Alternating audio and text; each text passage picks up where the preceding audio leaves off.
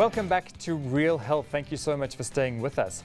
Now, there's no doubt that nutrition plays a vital role in preventing and managing disease, as we've just spoken about with Dr. Paulo. As we've heard in our previous discussion, immunity needs to be strengthened to do its job effectively.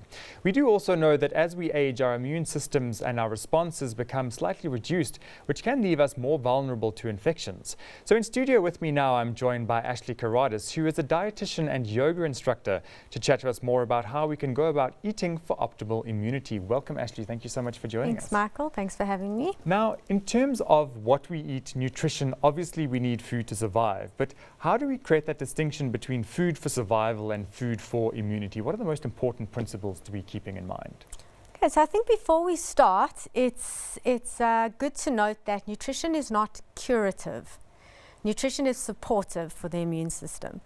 The immune system is extremely complex, and nutrition plays a role in various aspects of it. So one part is the gut. So we have immune cells in our gut, and nutrition plays a role in keeping a healthy gut microbiome. So that's very important. And then nutrition also provides the nutrients that help us build our immune cells. So for example, our immunoglobulins are made from protein, Right. and our hormones also made from protein. And various hormones also play a role in immunity.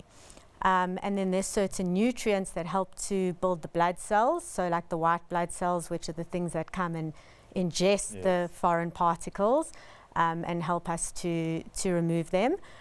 So there's a lot of different aspects where nutrition plays a role and where nutrients play a role. I think it's also important to note that with the current situation, nutrition also plays a role in the comorbidities associated with COVID-19. So two of the main comorbidities are actually hypertension and diabetes, Right. which obviously nutrition also plays a role there. Okay. And you mentioned right at the start there that nutrition is not curative. So obviously, suddenly changing your diet if you do become ill is not going to fix you. It might help in some degree because obviously you're not continuing with the bad habits, but it's not going to be a switch that immediately says, okay, cool, now you're eating broccoli, you'll be fine. What would you say in sort of 2 or 3 points, the most essential things that you think people should be changing should they not already be following a good quality lifestyle? Yes, I think one of the most important things is fruits and vegetables. So a plant-based diet or a diet that contains a lot of plants definitely helps with immunity, because a lot of the chemicals that we need are actually found in plants. So there's a analogy of saying have 5 fruits and vegetables a day, Yes. which is great, but actually it should be more towards like 11, which is optimal. Okay. So eating your fruits and veg is very, very important. So there's certain groups that are particularly important, like our vitamin C rich fruits and vegetables, like things, for example, like citrus or guava or kiwi fruit that are high in vitamin C. We also have a group called cruciferous, which is like your cauliflower, broccoli, and cabbage. Interestingly, there are some studies looking at broccoli seed extract for respiratory diseases, and it's quite interesting how a broccoli and cauliflower actually looks like lung alveoli. Ah, interesting. I've never thought of it that way. It's quite fascinating. Yeah. Also our green leafy vegetables, because they help to build the blood and help with oxygen transport around the blood. So that fruits and vegetables, there's a whole list of them. There's more. I mean, there's things like quercetin containing vegetables like onions and garlic, which also help with, particularly with respiratory issues, ginger, tea, things like that. Protein is exceptionally important. So not getting enough proteins means you won't produce the hormones and the immunoglobulins in the right amounts if you're deficient in protein. So those are also important. And certain fatty acids, omega-3s, for example, vitamin D. So there's a lot of different aspects. Yeah, I think what's important to note based on the essentials that you've just pointed out is that it's not about cutting out everything except vegetables. It's about keeping that balance in your diet so that your body's getting all of the different elements that it needs so that it can function in the best way possible. You mentioned the 5 a day story that's been around for so long and that it should be closer to 11. Now, is that 11 different kind of vegetables, or is it 11 sort of servings of vegetables? Because as far as I know, a serving sort of a cup or so. What's the kind of skinny on that? Yeah, well, it refers to servings, but variety is very important. Okay. So, I mean, variety is like one of the first rules of healthy eating. And a serving is basically a cup of raw vegetables or an average fruit or half a cup of cooked vegetables. Okay, cool. And does it matter if it's fruit or vegetables or fruit and vegetables? Is there an ideal mix there? Combination. Generally, we put a limit on fruit because of the high fructose content, and depending on the person. So we don't overdo fruit. So Okay. more vegetables than fruit, Okay. especially if you're going to the 11. Yes, yeah, absolutely. Now, vitamin D has been, there have been some discussions around the importance of vitamin D in immunity. How does that work, and why is it so important at this sort of COVID-19 pandemic that we're currently experiencing? So I've been interested in vitamin D for a while. I found out that I had low levels of vitamin D a few years ago and have now rectified that. And it's a very, very common deficiency.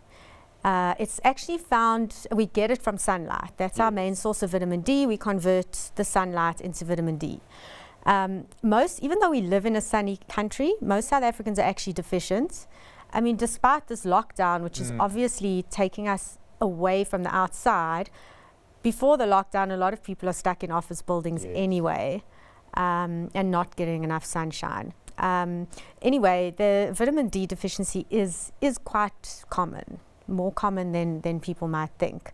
And it has a lot of applications. One of the applications is immunity, but it also has applications in cancer prevention, heart disease, so like your diseases of lifestyle. So it's got lots of applications in the current crisis. As far back as the other SARS 2009 epidemic, there was a big meta-analysis done on vitamin D and showing how good vitamin D status was, helping for a less kind of stormy course of a respiratory illness. Because COVID-19 is new, there isn't evidence that vitamin D is going to help, because there haven't been randomized control studies, but there have been observational studies. And so far the results are looking very promising in terms of like what they did with the observational studies. They found that in people who were getting really sick from the disease or dying from the disease, vitamin D deficiency was quite common. In the one study, more than 50%. And the people who had a mild disease, they had the highest vitamin D levels. So vitamin D levels over what we normally consider, those people were actually had the mildest disease. Okay, interesting. And are there obvious indications if you have a vitamin D deficiency, so that somebody who might be sitting watching the show can say, oh, this could be a vitamin D deficiency? Unfortunately not. Really? So it's not like going to alert you. Yes.